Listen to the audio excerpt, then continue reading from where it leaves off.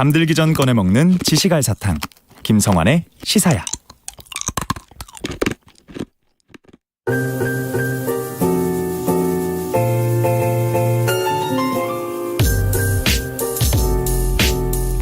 미술 작품의 예술적 가치부터 경제적 가치까지 오늘도 흥미로운 미술 세계로 안내해드리겠습니다. 미술랭 가이드 오픈 갤러리 홍지혜 디렉터 나와 계십니다. 안녕하세요. 네, 안녕하세요. 네, 오늘은 어떤 드라마가 펼쳐질지 굉장히 궁금한데요. 네. 일단 지난 시간에 저희가 과거부터 MZ세대까지 미술 시장을 좌우할 수요자들의 취향에 대해서 알아봤잖아요. 네. 오늘은 그 후속편에 어떤 걸 준비해 오셨습니까? 제가 그동안 3번의 라디오를 진행하면서 주변에서 시장 논리로 얘기를 하니까 재밌다라는 평을 받기는 했는데, 제가 너무 이 작품을 자본주의적으로만 말씀을 드린 건 아닌가 하는 생각이 들더라고요. 아니, 미술 시장이니까. 그래서 오늘은 좀 더 순수한 미술품 애호가 한 명이 미술사를 바꾼 사례에 대해서 들려드릴까 해요. 아, 그래요? 네. 어떤 사람에 대해서 얘기를 해주실지 굉장히 궁금한데요. 근데 진행자님께서는 컬렉터 하면 어떤 생각이 좀 드세요? 어떤 이미지가 떠오르세요? 이미지요, 아니면 사람요? 이미지요. 아, 이미지요? 컬렉터의 이미지. 굉장히 수준 높은 돈을 많이 갖고 계시는 그쵸. 분? 그렇게 생각하게 되죠. 왜냐하면 컬렉터 하면 대표적인 분 하면 많은 존경을 받는 간송 전영필 선생 같은 분 생각하게 되고요. 네. 가장 가깝게는 이건희 컬렉션 생각하게 그쵸? 되잖아요. 네. 그러니까 좀 다 돈이 기업 있어야 그것도 하신 총수나 거니까. 약간 이제 이런 것들 많이 떠올릴 텐데요. 네. 그래도 좀 긍정적인 면으로 말씀을 주시긴 했는데 사실 우리나라에서는 유독 컬렉터에게 좀 부정적인 인식이 강했던 것 같아요. 왜냐하면 뉴스에 나오는 작품들은 대부분 스캔들의 중심에 있었거든요. 스캔들요? 어떤 네. 스캔들요? 이를테면 2007년에는 삼성 비자금 의혹 폭로 현장에 그 리히텐슈타인의 행복한 눈물이라는 작품이 연루되어 있었고요. 예. 그 눈물 이렇게 눈물 짜고 네, 있는. 맞아요. 그거 만화처럼 굉장히, 생겨서 저게 무슨 350억이야 했던. 네. 그리고 2013년에는 전두환 전 대통령 일가에서도 미납 추징금 환수를 위해서 640점의 작품을 압수했죠. 네. 당시에 총 낙찰가는 72억 원이었고요. 이러다 보니까 컬렉터들이 보통은 기업이나 국가 총수라고 생각했고 이를테면 재벌, 비자금, 돈 세탁 같은 키워드가 좀 따라 붙었었던 것 같아요. 그래서 오늘은 그렇지 않은 세계적인 컬렉터 사례를 들려드릴 건데요. 혹시 그거에 대해서 파헤치는 건 아니고요. 그거 파헤치는 거는 조금 저희가 나중에 천천히 조심조심. 네, 오늘은 조금 예쁜 얘기를 들려드릴게요. 혹시 구겐하임 뮤지엄이라고 들어보신 적 있으세요? 네. 그 달팽이 모양. 네, 맞아요. 예. 네, 동그랗게 예, 이렇게 예. 나선형으로 생겨서 예. 네, 뉴욕에도 있고 네. 그 모양은 뉴욕에 있고 사실 구겐하임 미술관은 뉴욕에도 있고 스페인 빌바오에도 있고 이탈리아 베니스에도 있어요.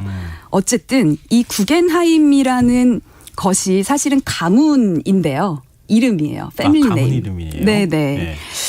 그 진행자님 혹시 타이타닉이라는 영화 보셨어요? 봤죠. 그쵸. 우리 네. 국민들 그 시절에는 거의 다 봤던 것 같은데 오래되긴 했지만 이런 장면 기억나실지 모르겠어요. 어떤 한 신사가 배가 침몰했을 때 여성과 아이들에게 구명조끼를 벗어주고 죽음을 선택하는 사람이 한 명 있거든요. 굉장히 슬픈 장면이었어요. 기억나세요? 네, 되게 기억하시는 분들 멋있었죠. 많을 거예요. 네. 네. 이분이 구겐하임입니다. 그래요? 네. 실존 인물이고요. 벤자민 구겐하임이라는 사람인데 뉴욕의 철강 사업가였고 그 구겐하임 미술관은 벤자민의 형인 솔로몬 구겐하임이 훗날 세운 거고요. 근데 제가 가문이라고 하니까 약간은 실망스러운 눈치이신데요. 네. 제가 오늘 좀 아름다운 이야기 들려드리겠다고 했는데 뭐 또 결국 재벌 얘기야 하실 수도 있는데 사실 벤자민 구겐하임의 상속녀인 그 딸이죠. 패기 구겐하임이 컬렉팅을 한 방식은 우리가 알고 있는 여타 재벌가와는 확실히 다른 것 같아요. 뭐가 품격이 있었던 건가요? 품격보다는 그러니까 자기 아버지잖아요. 네. 아버지는 그 위기 상황에서 다른 사람한테 구명조끼를 벗어서 준 거잖아요. 그게 품격이라고 볼 수도 있는데 제가 볼 때는 품격보다는 약간 결핍에 의한 중독이었기는 했는데 그 중독이 이를테면 투자 가치나 이런 걸 보고 한 게 아니라 정말 사랑에 중독되듯이 그렇게 예술 쪽에 중독이 된 거죠. 그래요. 네. 그럼 어떻게 달랐을까? 보니까 네. 일반적인 재벌가의 상속녀 이러면 우리한테는 좀 부정적인 인식이 있잖아요. 그러니까요. 어떤 점이 달랐을지 궁금한데요. 네. 그 패기는 어릴 때부터 사실은 결핍이 많았어요. 네. 그러니까 10대에 아버지를 잃기도 했지만 언니도 아이를 낳다가 사망을 했고요. 이모부와 외삼촌도 사실은 스스로 목숨을 끊었어요. 근데 집안 내력이 그렇다 보니까 좀 우울감이 가득한 유년 생활을 보냈겠죠. 예. 그래도 어릴 때 아버지가 좋은 취향을 길러주겠다고 미술관을 자주 데리고 다녔다고 하는데 네. 그 아버지의 사고가 얼마나 황망했겠어요. 아, 그렇죠. 충격적이고 네. 그 이후에 패기는 명문가의 여자의 삶을 좀 거부를 하게 됩니다. 어떻게 거부를 해요? 그 좀 푼돈을 받으면서 서점에서 아르바이트를 했고요. 그러다 아, 보니까 그래요? 나는 이렇게 가문에서는 살기 싫어. 뭐 이렇게 한 거예요? 네. 그러니까 가문에서는 이단화 취급을 받았는데 네. 그 서점에서 읽었던 어떤 예술 서적이나 예술 사상 이런 거에 빠져들게 되죠. 네. 그래서 성인이 되자마자 탈출하듯이 미국을 떠나서 프랑스 파리로 갑니다. 네. 그리고 거기에서 마르셀 뒤샹이라고 하는 현대미술가의 아버지라고 불리우는 샹. 네, 뒤샹과 어울리면서 예. 그 현대미술에 대한 이해를 키워 나가는데요. 그때 하루에 한 점씩 그림을 사들였다고 해요.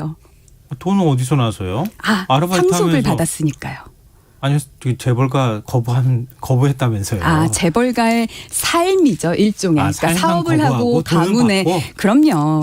그 돈을 가지고 파리에 가서 흥청망청 쓰는데 그 흥청망청이 예술품을 사들이는 데 쓰는 거죠.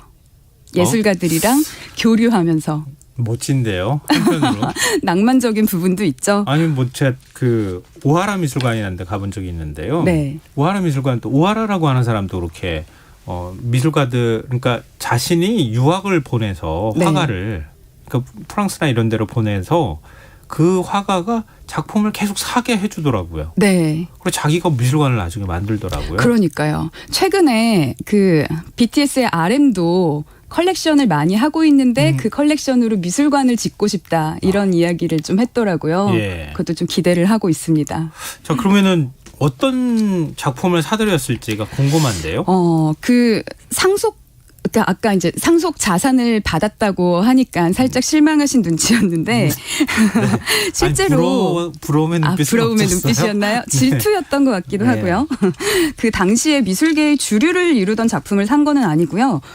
주류가 아니었던 젊은 작가들의 작품을 샀어요. 네. 특히 나치가 파리를 침공한다는 소식을 듣고 나서 그 친하게 지내던 작가들의 스튜디오에 일일이 스스로 방문을 해가지고 네. 작품을 사들였는데요. 이때 들인 돈이 4만 달러 정도라고 합니다. 4만 달러요? 네. 우리나라 돈으로 그러면 얼마쯤 뭐 한 되는 5천만 원 정도였겠죠. 그때 화폐로는 뭐 지금보다 한 10배, 20배쯤 네. 될 수 있는 사실 돈이겠죠? 1940년대에 5천만 원이면 큰 돈이기는 한데요. 네. 그 재벌가의 상속 자산 치고는 적죠. 그렇죠. 여러 점을 샀으니까요. 예, 예. 어쨌든 이때 사들였던 당시에 유명하지 않았던 작가들이 누구냐면요. 피카소, 살바도르 달리, 몬드리안, 자코메티, 샤갈 등입니다. 어떠세요? 하나도 안 유명하죠. 아니 너무 유명해서 제가 지금 놀라고 있는데요. 그러니까요. 그 당시에는 정말 하나도 유명하지 않은 사람들이었어요. 네, 어떤 일이 있었냐면요. 세계대전이 터지고 그 패기가 루브르 박물관에 찾아갑니다. 네. 그리고 자신의 미술품을 보관해달라고 요청을 해요. 근데 퇴짜를 맞습니다. 루브르 박물관에서 네, 거절한 거죠. 당신이 뭔 줄 알고 아니, 당신이 갖고 오는 작품이 뭐라고 당신이 뭔 줄 몰라도 작품이 귀한 줄 알았다면 받아줬겠지만 전쟁이 터졌으니까 예. 보통 전쟁이 터지면 그 약간 국가의 룰 같은 게 있잖아요. 문화유적이나 이제 그런 것들은 그렇죠. 네, 보호를 해주는. 예, 예. 그러니까 이거를 맡아주세요 했는데 이 미술품들은 그럴 가치가 없어요 하면서 거절당한 거죠. 피카소 작품을요? 네. 피카소, 달리, 샤갈 뭐 이런 화가들의 작품을 그런 취급을 했단 말이에요? 네. 아니 왜 이해가 안 가시죠? 그러게 말이에요. 그러니까 루브르 박물관 정도면은 네. 뭔가 좀 연구원들도 굉장히 많을 거고요. 네. 큐레이터도 꽤 많을 거고. 그렇죠. 근데 그렇게 미술 작품을 보는 눈이 없어요? 근데 고흐도 살아생전에 뭐 작품을 한 점도 못 팔았다 혹은 뭐 2점밖에 못 팔았다 이런 이야기들이 있잖아요. 근데 고흐는 그래도 네. 19세기 화가였다고 봐야 되잖아요. 네네. 근데 지금 20세기잖아요. 네. 이게 잘 이해가 안 되는데. 그때 작가들이 젊은 나이였었는데요. 그러니까 연구기관의 역할도 중요한데 그 연구기관이 30, 40대의 젊은 작가들을 연구하는 경우는 사실 드뭅니다. 우리나라에서 거의 이제 개인전 수준으로 전시가 열리는 것들을 보면요. 네. 국립현대미술관이나 시립미술관이나 그런 데서 열리는 걸 봤을 때 30, 40대의 작가를 이렇게 집중해서 연구하는 경우는 사실 많지는 않아요. 우리는 네. 검증된 사람만 할 거야. 사실 약간 좀 안전한 방법을 선택하는 쪽으로 가는 검증보다도요. 이게 사실 연구를 하려면 좀 집대성할 만한 작품 3개가 있어야 되는데 젊은 작가는 아직 그게 충분하지가 않아서 아직 경력이나 형성된 담론들이 없는데 기관이 먼저 젊은 작가를 알아보고 연구하는 경우는 사실은 좀 많기 어렵죠. 아니면도 위험 부담을 떠안아야 되잖아요. 네. 나중에 이거 도전적이야. 그런 네. 다음에 뭐 우리 입장에서는 막 몇 명의 연구관들이 저서 합시다. 그래서 네. 샀어요. 샀는데 나중에 가보니까 아무것도 아니야. 사실 그러면 안 되잖아요. 미술관은 갤러리와는 달리 미술사적으로 연구할 가치가 있고 사들여도 좋겠다고 생각을 하면 그 가격이 나중에 오르지 않더라도 후회하거나 속상해하거나 그거에 책임을 물거나 이러지는 않습니다.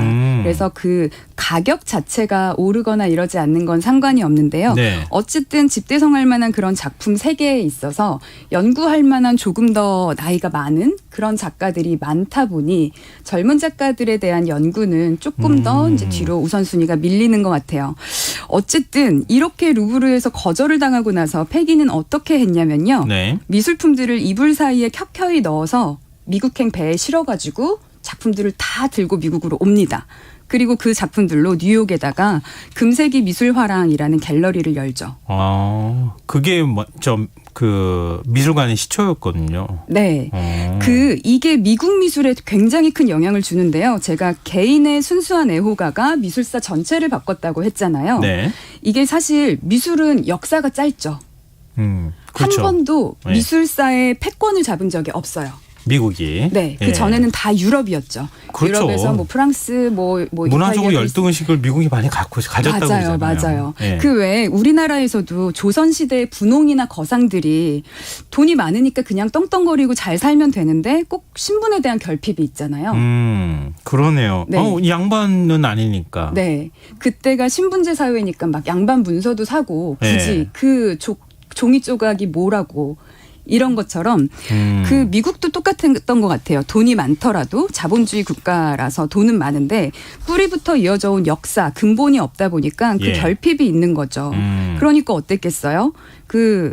각종 영역에서 망명을 오잖아요. 2차 세계대전이 터지면 네. 유럽에서부터. 뭐 독일에서도 많이 망명 오도 맞아요. 하고 그랬었잖아요. 네. 그쪽에서 온 유럽 지식인들을 극진히 모셨고요. 그중에서도 예술도 하나의 정치적인 전략으로 서포트를 했습니다. 네. 네, 당시 패기가 가져온 작품들은 대부분 추상주의나 초현실주의 작품들이었는데요. 미국이 여기서 이런 생각을 딱 하죠. 추상미술을 미국 미술로 밀어야겠다. 정치적인, 전략적으로. 왜냐하면 네. 사실 초현실주의도 꽤나 매력적인데요. 추상미술이 전략적으로 더 유리하다 싶은 거죠.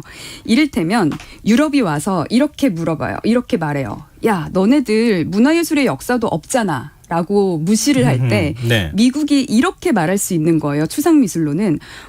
우리는 역사는 짧지만 유럽 너네와는 달리 훨씬 고차원적인 예술을 한단다. 예. 너네는 사조에 따라서 조금씩 표현법이 달라지긴 하지만 어쨌든 보이는 것만 그리잖아. 근데 우리는 보이지 않는 형태를 거부한 정신적인 영역, 아주 고차원적인 영역을 그리는 것이 우리 예술이야라고 하기에 굉장히 좋죠. 그러니까 이건 뭐야? 이게 무슨 예술 작품이야? 이렇게 맞아요. 얘기할 때 이거 볼 줄 이것도 모르네. 그렇게 하면서 무시했다는 거잖아요. 네. 우리도 같이 이런 거 갖고 있어라고 얘기했다는 건데. 네. 근데 굉장히 궁금한 거는 패기는 그럴 만큼의 안목이 있는 사람이었던 것만 맞아요. 그 마르셜 디샹이 굉장히 안목이 있는 사람이었고요. 네. 디샹으로부터 현대미술에 대한 이해를 갖게 되기도 했지만 디샹이 작품을 저런 거를 사라라고 코멘트도 해줬다고 해요. 그렇군요. 네, 도움을 받았죠. 예. 술을 사는 대신. 그러니까 그런 그런 영향을 많이 받으니까 자연스럽게 그런 것에 대해서 빠지게 트인 됐고, 거죠. 네. 네. 그리고 그런 하지만- 작품들 굉장히 싼 값에 사들일 수 있었다. 네, 하지만 아직 루브르에서도 받아주지 않을 정도로 인정받지 않은 작가들의 젊은 작가들의 작품을 투자의 목적이 있었다면 그렇게 쉽게 사지는 않았을 것 같아요. 애정이었어요, 이거는. 아, 그래요. 근데 어찌됐든 미국의 미술사를 네. 팩이라는 사람이 확 바꾼 건데 네. 국가 차원에서 지금 지원을 해줬다고 하잖아요. 네, 그럼 막 CIA나 이런 데들이 막 뒤에서 작업하고 그런 거예요? 맞아요. 오. 어떤 일이 있었냐면요. 그 미국이 문화적 불모지라고 소련이 한번 주장을 한 적이 있어요. 너무 기분 나쁘잖아요. 그렇죠. 자존심 그러니까 상하죠. CIA가 딱 개입을 합니다. 미국 예술의 전진이라고 하는 국제 순회전을 추진을 하고요. 이때 열었던 대형 전시들이 있는데 그 전시 제목이 미국 현대미술전. 새로운 미국 회화전 이런 것들을 추상 작품들을 모아서 유럽에서 개최를 했어요. 유럽에서요? 네, 이거 정말 재밌지 않나요? 유럽 거 가지고 와서 네, 이거 미국 거야? 발전시킨 다음에. 그걸 유럽 거를 갖고 와서 네. 그냥 요거 미국 거야라고는 못하고 네. 유럽에서 가져와서 발전을 시키죠. 음. 발발은 유럽인데 발전은 미국이 시킨 다음에 이것이 미국 미술이다라고 하면서 유럽에서 전시를 연 거죠. 재밌네요. 재밌죠. 네네. 네, 네네. 그 정치적으로 그 추상 미술을 지원한 데에는 이 추상주의의 특징이 있는데요. 네. 아까도 살짝 말씀을 하셨지만 자유의 나라잖아요. 미국의 가치관은. 네. 그러니까 이거를 공고히 하는 데 도움이 되는 거예요. 우리는 이런 것도 수용해라고. 실제로 BBC 인터뷰에서 영국 왕립미술 아카데미 큐레이터가 인터뷰를 한 게 있는데요. 그때 이렇게 얘기를 했어요. 당시 미국에서는 무엇이든 좋아할 수 있다는 점을 보여주려고 했다. 그렇군요. 뭔가 이렇게 딱 맞아떨어진 느낌도 있기는 하지만 네. 굉장히 전략적으로 네, 추상 미술을 맞아요. 미국이 키운 것이다 이렇게 봐야 되는데 굉장히 네. 드라마틱하네요. 네, 맞습니다. 네. 어쨌든 패기가 그 미국이 추상미술로 이 문화예술의 문을 여는데 크게 기여를 했고 네. 그 과정에서 그러니까 뉴욕에 돌아와서 화랑을 열었다 그랬잖아요. 네. 네, 뉴욕이었는데 브루클린에서 목수일을 하면서 작품 활동을 근근히 하던 잭슨 폴록이라는 작가도 발굴을 합니다. 네, 그리고 예. 이 잭슨 폴록이 추상미술의 붐과 함께 미국을 대표하는 작가가 되죠. 이 그래서. 또한 국가에서도 전략적으로 밀어준 거죠. 전 세계 미술의 중심 도시라고 할 만한 곳들이 이렇게 꼽히잖아요. 네. 뉴욕도 꼽히고 네. 뉴욕, 뭐 프랑스 파리, 네. 그다음에 영국 런던, 네. 뭐 요즘 베이징도 꼽힌다는 얘기가 있기는 하지만 하여튼 뭐 요즘에 베이징은 살짝 잘 모르겠지만 예전에는요. 제가 어릴 때는 미술 유학을 하려면 당연히 파리로 가야지 네. 느낌이었는데 지금은 뉴욕으로 많이 가죠. 제가 대학생 때는 뉴욕이다라고 했었고 최근에는 뉴욕뿐만 아니라 뉴욕, 런던, 베를린처럼 베를린. 네. 대형 도시 대형 그러네요. 네 특정 나라라기보다는 이제는 큰 도시 위주로 그런 것들이 좀 형성이 되는 것 같아요. 그렇군요. 서울이 빠진 게 좀 아쉽긴 한데. 어찌됐든 간에 네. 뉴욕이 미술의 중심지가 되는 역할을 하는 네. 데 있어서 패기가 굉장히 공을 세웠다 이 말씀이네요. 맞습니다. 그 물론 2차 대전이 터지고 예술뿐만이 아니라 많은 영역에서 미국이 헤게모니를 쥔 거는 맞고요. 네. 그런데 패기 구겐하임이 없었다면 미술 영역에 대해서는 패권을 잡지 못했을 수도 있다는 생각이 들고요. 혹은 그 중심이 추상미술이 되지 않았을 수도 있다는 생각이 듭니다. 당시에는 뭐 미소 냉전 시대였기 때문에 네. 소련만 이길 수 있다면 미국이 뭐든 할 수 있었던 시절이기도 하잖아요. 맞아요. 그러니까 그런 점에 있어서 자존심을 세우는데 굉장히 큰 역할을 했다 이렇게 볼 수 있는데 네. 한편으로 부러운 건 그거인 것 같아요. 한 사람이 뭔가를 갖고 왔는데 국가적으로 그걸 막 키워요. 네. 키우고 그것만 키워서 되는 게 아니라 네. 미술관도 만들고 젊은 작가들이 그걸 또 하기 위해서 막 몰려드는 거. 네. 굉장히 부러운 모습인데요. 굉장히 선순환적인 모습이죠. 네. 게다가 그 패기가 실제로 어떤 얘기를 했냐면요. 예. 그 1948년에 베니스 비엔날레에 미국이 이렇게 참가를 하는데요. 네. 그때 추상 미술들을 가지고 참가를 하죠. 이때 패기가 자신의 컬렉션을 과감하게 대여를 해줬는데요. 네. 이거는 사실 비즈니스적인 행보라는 좀 다르거든요. 왜냐하면 베니스 비엔날레는 네. 거기에서 작품을 파는 아트페어가 아니라 비엔날레거든요. 그러니까 그냥 전시만 하고 네네. 사람들한테 세계에 이런 미술이 있어요 하고 보여주는 행사에 그냥 빌려주는 거죠. 그러면서 실제로 이렇게 말을 했다고 해요. 뉴욕 미술시장이 투기 사업으로 변질이 됐다. 투자 목적으로 그림을 사니까 감상은커녕 창고에 넣어두기만 하고 주식을 가장 유리한 시점에 팔려고 기다리는 것만 같다라고 네. 하면서 비판을 했는데요. 네네. 요즘의 비판의 목소리랑도 좀 비슷한 것 같긴 해요. 그렇구나. 네. 폐기 그 구겐하임 미술관 만드는 거 네. 만드는 과정 그 이후에 네. 그리고 계속 이후 삶은 어떻게 됐는지도 궁금한데요. 그 패기가 보헤미안적인 성향이 사실은 좀 강했거든요. 노년에는 다시 유럽으로 돌아갑니다. 원래도 유럽에서 살고 싶었고 유럽에서도 사실은 그 2차 대전이 터지기 전에 런던에다가 구겐하임 젠이라고 하는 갤러리를 열었는데 네. 2차 대전 때문에 사실은 접고 미국으로 온 거란 말이에요. 노년엔 다시 유럽으로 돌아가고요. 그때 말년을 보냈던 곳이 베니스예요. 그리고 그 저택이 지금은 베니스 구겐하임 미술관이고요. 정확히는 베니스 구겐하임 컬렉션이라고 부르는데 일종의 미술관으로 분류가 되죠. 그 구겐하임은 지금 누가 운영하는 겁니까? 운영은 사실 잘 모르겠는데 뭐 구겐하임 재단 같은 게 있지 않을까 싶네요. 보통은 그렇게 많이 하잖아요. 네네. 그 가문의 재단이 어쨌든 여기 베니스 여행 가시면 꼭 들러보셨으면 좋겠는 게 네. 아까 말씀드렸던 피카소, 마그리트, 칸딘스키, 몬드리안 등의 그런 유명한 작가들의 작품이 다 있는데요. 예. 사실 뭐 세계 대형 미술관들 가면 이런 작가들 작품 다 있기는 한데 여기가 특별한 거는 다른 미술관에서 보기 힘든 초기작들이 많이 있어요. 너무 재미있어요. 그러네요. 네. 그 당시에는 뭐 아무도 알아보지 않았던 시절이었으니까 눈은 있는 사람이었으니까. 맞아요. 이를테면 우리가 잘 알고 있는 몬드리안은 이렇게 세로 가로선 나눠서 빨강, 파랑, 노랑 이렇게 색깔 칠해져 있는 그런 추상 작품이잖아요. 네, 근데 모조품도 굉장히 많잖아요. 네. 예. 근데 그런 게 되기 전에 초석의 단계라고 해야 될까요? 그런 부분들이 막 이렇게 작품이 걸려 있으니까 너무 재미있어요. 아, 이게 처음에는 이랬다가 이렇게 발전했구나 하고. 그러네요. 네. 이게 굉장히 부러운 것 중에 하나인데요. 네. 외국에 가면 우리나라는 막 특별전을 해야 올 수 있는 작품들이 그냥 네. 막 이렇게 걸려 있고 그러니까요. 사진 막 찍어도 되는 거. 굉장히 그러니까요. 부러운 장면 중에 하나죠. 그래서 제가 오늘 이 패기 구겐하임 소개를 꼭 드리고 싶었고 청취자 여러분들께도 드리고 싶은 말씀은 이겁니다. 우리가 패기만큼 작품을 중독된 듯이 많이 살 수는 없겠지만요. 패기가 당시에 컬렉팅했던 30, 40대의 젊은 예술가들의 작품이 뭐 우리도 한두 점 충분히 소장할 수가 있을 것 같지 않을까. 네. 그리고 그럴 만한 가치가 있을 수 있다라는 점을 말씀드리고 그렇군요. 싶었습니다.